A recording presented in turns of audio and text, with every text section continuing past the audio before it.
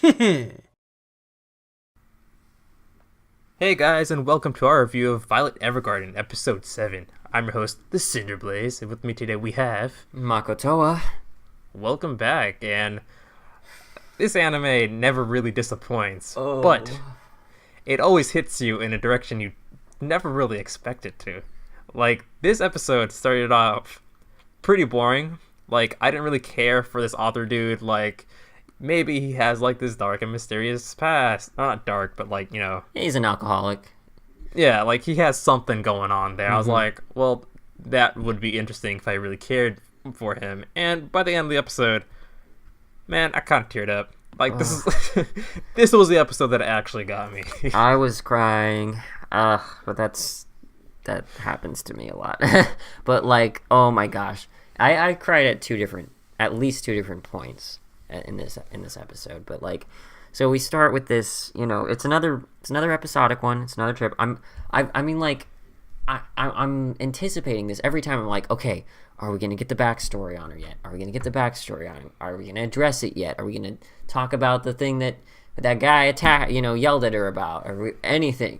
And it's another episodic one. But, like, each time we don't get what I'm hoping for, I still leave satisfied or happy that I got what I got, you know? Like, it's not what I expected, but I still enjoyed it, and I honestly wouldn't have it a different way at this point, because this show has become incredibly good at taking care. Like, the last couple of episodes, yeah, it took a guy character we didn't like at the beginning, and then we started to, like, take to him or take to sympathizing for him, and by the end we're just like, and this show just, like, takes us on a roller coaster ride not roller coaster ride. I mean, it's just, like, it builds up an emotional, like, you know, moment towards the end in 22 minutes every time. And these are one-offs, man. We're probably not going to see these characters again, and yet it's causing us to grow attached to them in one episode consistently.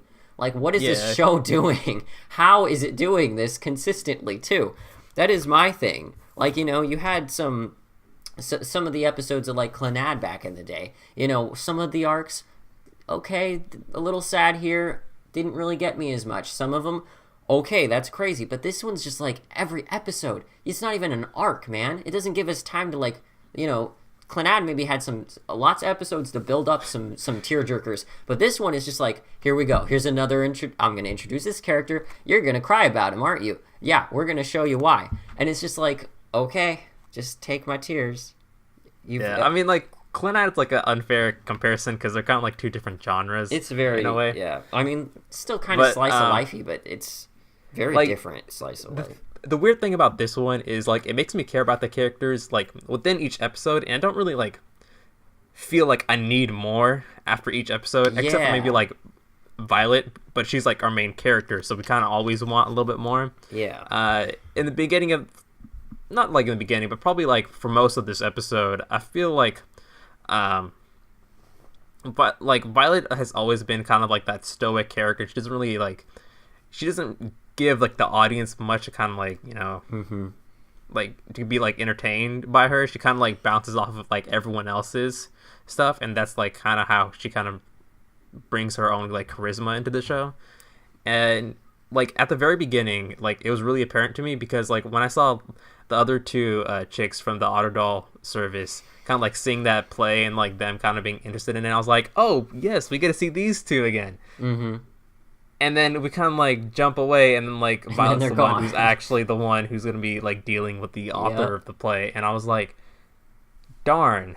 Like, I actually did want to see, like, the other characters. Because despite, like, how much, like, development Violet herself has been through, like, the people around her haven't really been developed as much and haven't really created, like, this whole, like, world around her. She's kind of just, like, still independent and doing her own things at her own paces. You know, like you kind of said, it was just, like, each episode is kind of like its own, like, thing, and she's kind of, like, on a journey each episode that's completely different and kind of like unexpected. And I was like, yeah, we get little bits and pieces of Violet's, like, overarching progression, and then, like, maybe once in a while we'll see some of these, the original cast from like the first 3 or 4 episodes or whatever, and we'll see them again briefly. I mean, we did get one focus episode on one of them, which was nice, but like, yeah, this show is really just Violet Evergarden 24/7, and I'm fine with that as of right now. I would like to see more from some of these other characters they've introduced, though, but I mean, I think the thing I want most is to get a little bit more from Violet's backstory already. Like, it's killing me now. I mean, it kind of kills at the end. Oh, let's not go into like that part yet. No. Yeah, we got. But like right before it, like her interactions with the playwright. Mm-hmm. You're kind of like typical drunk who's kind of like washed up and just like, whatever, just write it for me. And then like once he kind of gets like emotionally charged, he's like, forget it, I'm done. And he's kind of like, she looks just like his daughter, and she's 14 apparently, and that. I mean, like, I don't really like care about like the age part, but like the way, when she was kind of like standing outside with the parasol and he saw that, like for that one moment, it really did look like his daughter, like based on like the flashbacks he's been giving us, and in that scene, it actually felt natural as opposed to just like superimposing an image of his daughter, which doesn't really look the same. Like that actually did look like his daughter, and I was like, wow, this is actually tearing him up. Yep. And by the end of it, when she kind of like hops across the lake, kind of fulfilling like that last promise that his daughter made to him, I was just like,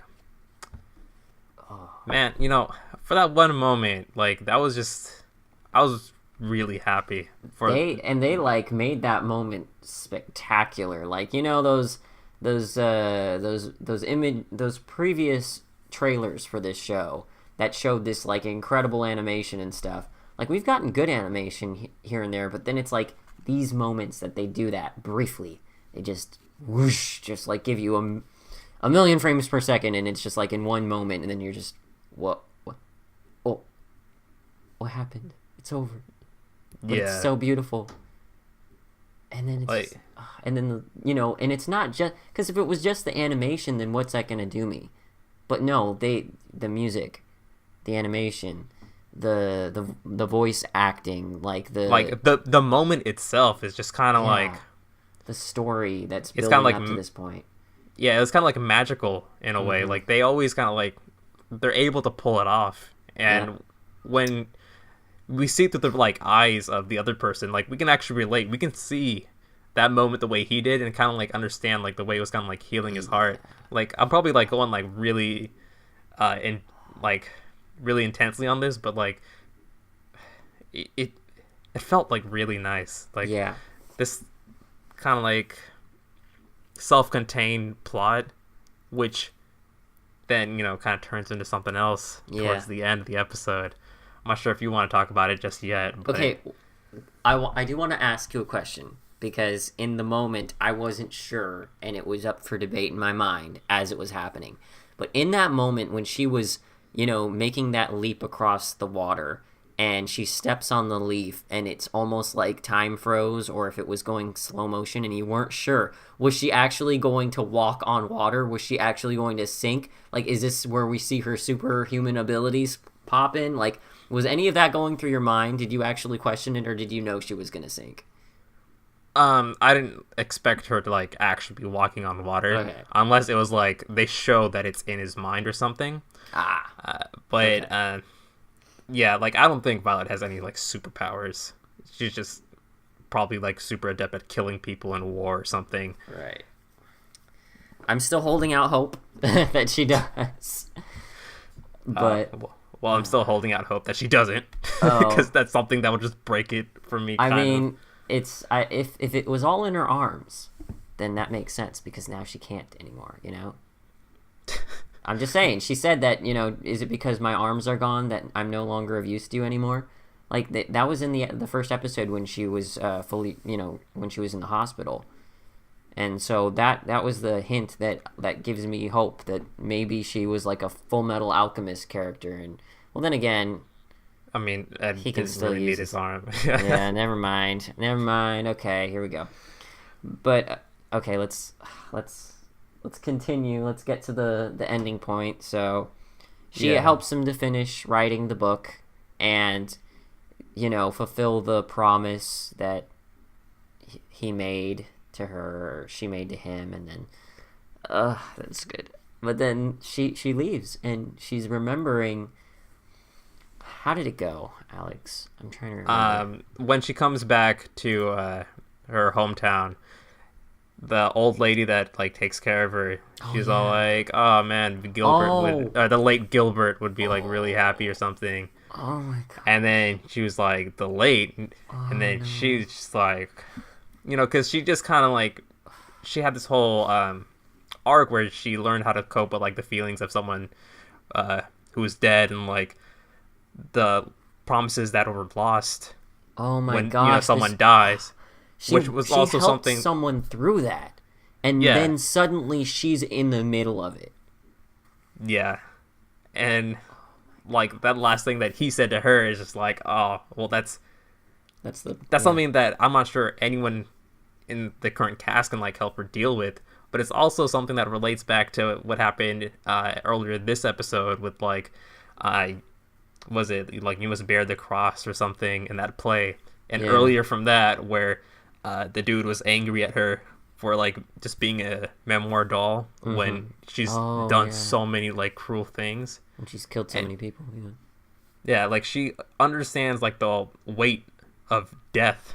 Yeah, like especially throughout these like couple of episodes, like it gets like foreshadowed, and like right now it's like hitting her super hard. And when she like goes into her boss's office and she's like, "Oh my God, is Gilbert dead?" It's just like I don't know what's gonna happen. Like like how is she gonna deal with this? This is like really traumatizing. Seriously, and you're right. It was leading up, and it's almost like because we got these bits and pieces, it was like it was like a foreshadowing where we were expecting to see the whole thing play out, but in the end, we didn't necessarily need it. We just needed those bits and pieces for this to come together the way it did. And for us to understand where she's coming from, because he planted that into her mind at that point, a few episodes back, that like, how could you be so happy when you've killed so many of my men, right? Or killed so many people. And that's something she said this episode was like, I've killed so many people. Why should I be allowed to be happy like he wants me to, to live?